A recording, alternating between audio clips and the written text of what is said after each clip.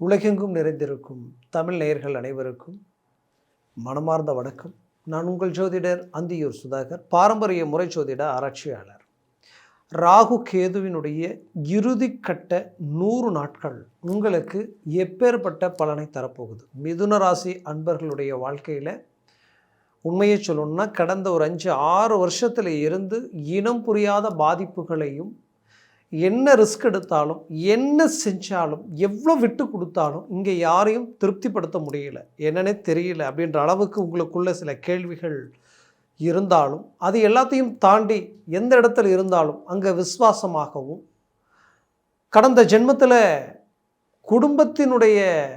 குடும்பத்திற்காக தான் எதையும் செய்ய முடியாத ஒரு நிலை, அது மட்டும் இல்லை நிறைய பாதிப்புகளையும், குடும்பத்தை மேனேஜ்மெண்ட் பண்ண முடியாமல் சில அவமானங்களையும் சந்தித்த மிதுனராசி என்பவர்களுக்கு இந்த பிறவியில் அந்த குடும்பத்தை பெரிய லெவலுக்கு கொண்டு வரணும், உயர்தர நிலைக்கு வச்சு அழகு பார்க்கணும், மற்றவங்களை காட்டிலும் தான் வேலையிலையும் சரி தொழில் ரீதியிலையும் சரி தனக்குன்ட்டு ஒரு பிராண்டை உருவாக்கணும், ஒரு இமேஜை உண்டாக்கணும், பெரிய ஒரு ஃபோக்கஸ் நம்ம மேலே இருக்கணும். அந்த அந்தஸ்து மரியாதை கௌரவ ரீதியில் குடும்பத்துக்காகவே வாழ்ந்து தன்னுடைய பந்தங்களுக்காகவே எவ்வளவோ தியாகங்களை செய்யணும், நல்லதை உண்டாக்கணும், உருவாக்கணும், தான் வளர்ந்து மற்றவங்களை வாழ வைக்கணும்னு நினைக்கக்கூடிய எண்ணங்களோடு செயல்படக்கூடிய மிதுனராசி என்பர்களுக்கு இந்த 6 வருஷமாக நிறைய பிரச்சனைகளை சந்திச்சிட்டிங்க. அதில் குடும்ப ரீதியிலையும் பல பிரச்சனைகளும், தேவையற்ற சில மிஸ் அண்டர்ஸ்டாண்டிங்கும், நீங்கள் என்ன சொன்னாலும் என்ன பேசினாலும் எல்லாமே இங்கே நெகட்டிவாக போயிட்டுருக்கு. என்னன்னு தெரியல. உங்கள் விரல் உங்கள் கண்ணை குத்தினா எப்படி இருக்குமோ அப்படி உங்களுக்கு வேண்டியவங்களே உங்களுக்கு நெகட்டிவாக இருக்கக்கூடிய ஒரு சூழல். இப்படி இது எல்லாத்தையும் நம்ம எப்படி ஹேண்டில் பண்ண போகிறோம்? இன்னொரு பக்கம் வேலை தொழில் ரீதியிலையும் பல இன்னல்களை சந்திக்கக்கூடிய நிலைமை. ஏன், எதனால் இந்த சூழல் அப்படின்ற ஒரு குழப்பம் உங்களுக்குள்ளே இருந்தாலும், அது எல்லாத்துக்கும் காரணம் ஒரு விதத்தில் கடந்த 2 வருஷமாக இந்த விரய குரு ஜென்ம குருவால் பயம், பதட்டம், இனம் புரியாத மன அழுத்தம், ஏதோ ஒரு படபடப்பு, அதே நேரத்தில் ஒரு இடத்துல இருக்க முடியாமல் நம்ம அங்கே போகலாமா, அதை செய்யலாமா, இதை விட்டு ட்ரான்ஸ்ஃபர் ஆகலாமா, நாம் இருக்கிற இடத்துலையே நமக்கு இவ்வளோ குழப்பங்கள் இருக்குது, என்னன்னே தெரியல. இந்த ராசிக்கு ஒரு தலைவலி என்னென்னா, நீங்கள் எல்லா இடத்துக்கும் போனீங்கன்னா அங்கே இயல்பாக நடந்துக்குவீங்க, எல்லாருக்கிட்டையும் ரொம்ப நெருங்கி பழகுவீங்க, அவங்க வேலையை கூட உங்கள் வேலையை நினச்சி அவங்களுக்கு நிறைய உதவிகள் செய்வீங்க. ஆனால் அங்கே என்னன்னே தெரியல, எங்கே போய் நின்னாலும் அங்கே ஆட்டோமேட்டிக்காகவே உங்கள் மேலே ஒரு போட்டி பொறாமைகளும், நீங்கள் எங்கே வளர்ச்சி அடைச்சிருவீங்களோ அவங்கள காட்டிலும் நீங்கள் நல்ல பேர் எடுத்துருவீங்களோன்ற அளவுக்கு உங்கள் மேலே ஒரு தனி ஃபோக்கஸ் விழும்போது தேவையற்ற எதிர்ப்புகளை சந்திக்கக்கூடிய நிலைமைக்கு நீங்கள் ஆளாயிடுறீங்க. இதனால் என்ன ஆயிடுச்சு, இனம் புரியாத மறைமுக சூழ்ச்சிகளையும் சந்திக்கக்கூடிய நிலைமைக்கு ஆளாயிட்டீங்க. நிறைய ஏமாற்றங்கள், உங்களுக்கு எப்போ சில ப்ரொமோஷன் கிடைச்சிருக்க வேண்டியதெல்லாம் இன்றைக்கி பிரேக் ஆகுது. அது மட்டும் இல்லை, இது வேலையில் மட்டுமா நடக்குதுன்னா தொழில் ரீதியில் தன்னோடு இருக்கக்கூடிய பார்ட்னர்ஷிப்பே தனக்கு தலைவலி. ஏன்னா சம்பாதிக்கிற சம்பாத்தியத்தில் அவங்க வளர்ச்சி அடைகிறாங்க, ஆனால் உங்கள் வளர்ச்சி எங்கேன்னு பார்த்தா வர்றதுக்கும் எல்லாம் இன்வெஸ்ட்மெண்ட் பண்ணுறதுக்கும் இன்னும் கடன் வாங்கி சில விஷயங்கள் செய்கிறதுக்குமே கரெக்டாக இருக்குது. அப்போது ஏன் நமக்கு இப்படி நடக்குது? அப்போ இங்கே வரவுக்கு மீறிய செலவுகள் வருது, தேவையற்ற மருத்துவ செலவுகள், தேவையற்ற குழப்பங்கள், இப்படி நிறைய விஷயங்களை உங்களை சூழ்ந்து நிற்குதுன்ற ஒரு மனக்கலக்கம் உங்களுக்குள்ளே இருந்தது. இந்த ராகு ப்ளஸ் கேது பார்த்திங்கன்னா 9ல் ராகு கேட்டாலும் கிடைக்காது, அதுவும் சனி பகவானுடைய வீட்டில் இருக்கார். இங்கே பிரச்சனை என்னென்னா, 9ல் இருக்கக்கூடிய சனி பகவான் 9ஆம் அதிபதி உங்களுக்கு 10ல் இருக்கார். ஆனால் அவர் பார்வை விழக்கூடிய இடம் உங்களுடைய 12ஆம் பாவத்தில் விழுது, டைரெக்டாக உங்களுடைய 4ஆம் பாவத்தில் விழுது, உங்களுடைய 7ஆம் பாவத்தில் விழுது. சனி பார்வை எப்பவுமே சனி நிற்கிற இடத்த கொடுத்துருவார், ஆனால் அவர் பார்க்கக்கூடிய இடம் மட்டும் சுப ஸ்தானமாக இருந்தால் அதை கெடுத்துருவார். அப்போ அவர் கெடுத்த இடம் எது? 7ஆம் வீட்டை கெடுத்திருக்கார், உங்களுடைய 4ஆம் வீட்டை கெடுத்திருக்கிறார். அப்போ 4ஆம் வீடுன்றது என்ன? ஒரு மனிதனுடைய சுகஸ்தானம், ஒரு மனிதனுடைய அவங்களுடைய நிம்மதி சந்தோஷம். இன்றைக்கி ஒரு குடும்ப ரீதியில் இருக்கக்கூடிய குடும்ப தலைவி இன்றைக்கி அந்த குடும்பத்தில் எல்லா விஷயங்களையும் பார்த்து சந்தோஷம் அடையணுன்னா அந்த சுகஸ்தானம் அவங்களுக்கு நல்லா இருக்கணும். அப்போது சுகஸ்தானத்தை 180 டிகிரியில் சனி பகவான் டைரெக்டாக பார்க்கும்போது அங்கே என்ன நடக்கும்னா, டோட்டலாக அந்த இடத்த டேமேஜ் ஆக்கிடும். எப்படி ஆக்கும்? பிள்ளைகள் தான் நினச்ச மாதிரி இல்லை, அவங்க கை கொடுக்கக்கூடிய நேரத்துக்கு வந்து கை கொடுக்கலையே, குடும்பத்துக்கு ஒரு நல்ல வருமானங்கள் இல்லை, தேவையற்ற செலவுகள், நாளுக்கு நாள் குடும்பத்தினுடைய பலவீனம் அதிகரிச்சுக்கிட்டு இருக்கு, அவங்களது சேர்க்கை சிநேகிதத்தினால நிறைய பிரச்சனைகளுக்கு ஆளாயிட்டு இருக்காங்கன்ற ஒரு பயத்தை அந்த இடத்துல அவங்களுக்கு கிரியேட் பண்ணிவிடும். லைஃப் பார்ட்னர் கணவன் சார்ந்த ரீதியில் நல்லா போயிட்டு இருந்தார், நல்லா சம்பாதிச்சுட்டு இருந்தார், திடீர்னு பார்த்தா வேலை இழப்பு, இல்லை வேலையில் இழக்கக்கூடிய பாதிப்பு. அதில் அவர் எந்த தப்பும் செஞ்சுருக்க மாட்டார், ஆனால் அவர் மேலே மற்றவங்களுக்கு உதவி செய்ய போய் தேவையில்லாத பாதிப்புகளுக்கு ஆளாகக்கூடிய நிலைமைக்கு ஆளாயிருப்பார். அப்போ என்ன நடக்கும், அந்த இடத்துல வந்து பொருளாதார ரீதியில் நெருக்கடிகள் கிடைக்கும்.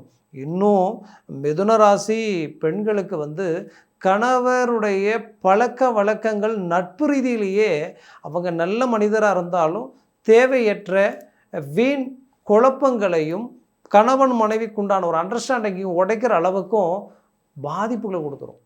இதனால் நிறைய பேர் டைவர்ஸ் வரைக்கும் போனவங்களும் இருக்காங்க. அப்படி நிறைய பிரச்சனைகளுக்கு இந்த சனி பகவான் வந்து பார்த்திங்கன்னா அவர் பார்த்த இடத்த டேமேஜ் ஆக்கிட்டார்னு சொல்லுவாங்க. அப்போ அந்த நிம்மதி, சந்தோஷம், அந்தஸ்து, மரியாதையை அந்த இடத்துல பிளாக் பண்ணும். அடுத்தது எந்த இடத்துல பிளாக் பண்ணியிருக்கோம், உங்களுக்கு வந்து பார்த்திங்கன்னா 7ஆம் பாவம், பார்ட்னர்ஷிப் ரீதியில் பிரச்சனை, லைஃப் பார்ட்னர் ரீதியில் பிரச்சனை, அடுத்தது கிளைண்ட்டு வரக்கூடிய வாடிக்கையாளருக்கு என்ன நீங்கள் பொருள் கரெக்டாக எடுத்து கொடுத்தாலும் நீங்கள் கொடுத்த நேரமாக இல்லை அவங்க வாங்கின நேரமானு தெரியாது, அது பிரச்சனையோடையே மறுபடியும் வந்து சேரும். இது சரியில்லை, இந்த இப்படி இருக்குது. இன்னும் சிலர் பார்த்தீங்கன்னா வேறொரு கடையில் பொருள் வாங்கியிருப்பாங்க, நான் இங்கே தான் வாங்கணும்னு சொல்லிட்டு உங்ககிட்ட சண்டைக்கு வருவாங்க.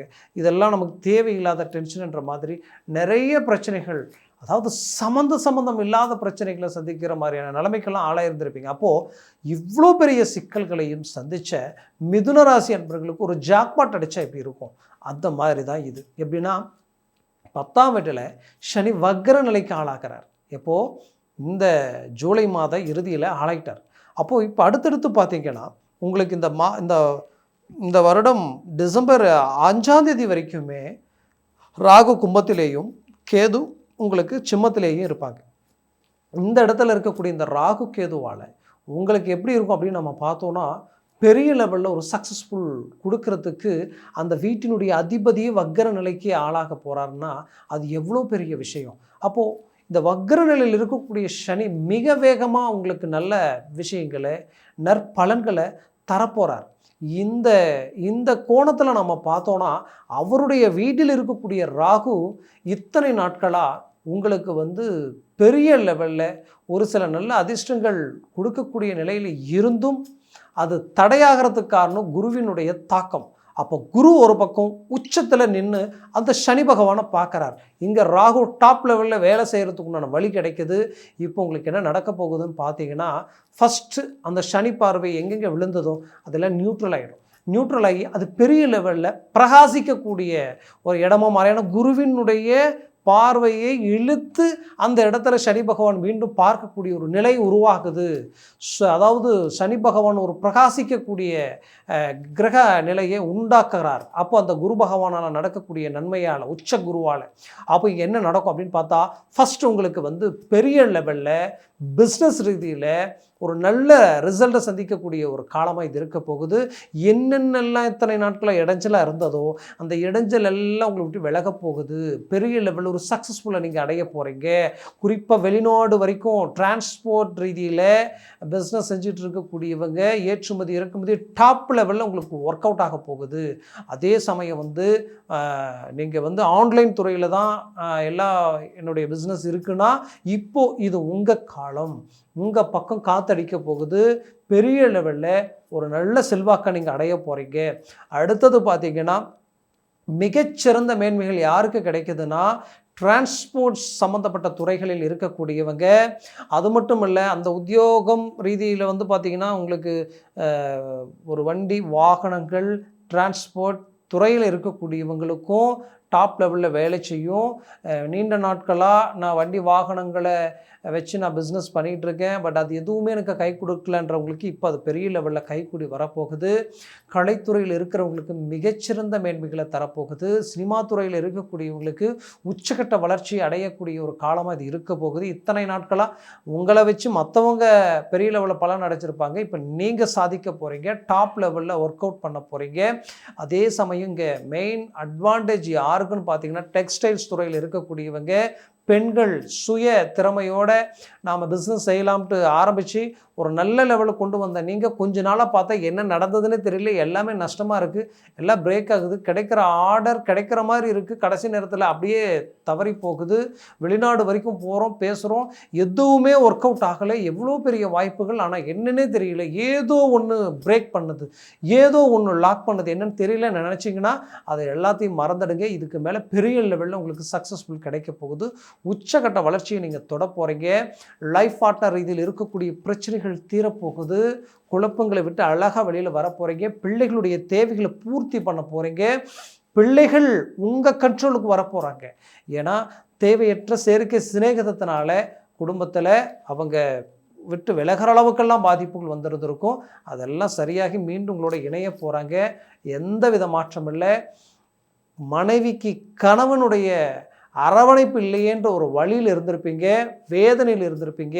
அவங்களுடைய சேர்க்கை சிநேகிதங்களும் அவங்களுடைய வேலை சார்ந்த ரீதியிலையும் பலவிதமான குழப்பங்கள் இருந்தாலும் அதெல்லாம் சரியாகி ஆட்டோமேட்டிக்காக உங்களோட வந்து இணையக்கூடிய ஒரு காலமாக இது மாறப்போகுது. அதே போல் குடும்பத்தில் பிரகாசமான சில நல்ல சுபகாரியங்கள் நடக்க போகுது. திருமண முயற்சிகள் கைகூடி வரக்கூடிய ஒரு காலமாக இது இருக்க போகுது. முயற்சிகளை பலப்படுத்துங்க. 100% உங்களுக்கு சக்ஸஸ்ஃபுல் கிடைக்கும். குறிப்பாக ஆரோக்கிய ரீதியில் இருக்கக்கூடிய பிரச்சனைகள் நீங்கும். முன்னையெல்லாம் உங்களுக்கு படுத்து தூங்கினால் பின்னாடி நடக்கிறது முன்கூட்டி கனவுல காட்டி கொடுக்கக்கூடிய அளவுக்கு இருந்தது. இப்போ கொஞ்சம் காலமாக இந்த தெய்வ அனுகூலங்கள் எல்லாம் குறைஞ்ச மாதிரி இருந்தது. இந்த உச்சகுரு பார்வையால் மீண்டும் அந்த பிரகாசம் உங்களுக்கு கிடைக்க போகுது. நீங்கள் 3ஆம் வீட்டில் இருக்கக்கூடிய கேதுவினுடைய தாக்கம் உங்களுக்கு ஒரு நல்ல ஞானம், அறிவு, ஆற்றல், அட்வான்டேஜை யோசித்து ஒரு நல்ல ஒரு ரிசல்ட்டை நீங்கள் சந்திக்க போகிறீங்க. உங்களுடைய செயலை கண்டு மற்றவங்க வியப்படைகிற அளவுக்கு உங்களுடைய மேனேஜ்மெண்ட் இருக்க போகுது. அதில் எந்த மாற்றமும் இல்லை. முயற்சியை பலப்படுத்துங்க. 100% சக்ஸஸ்ஃபுல் கிடைக்கும். புது நட்புகள் உங்களை தேடி வரப்போகுது.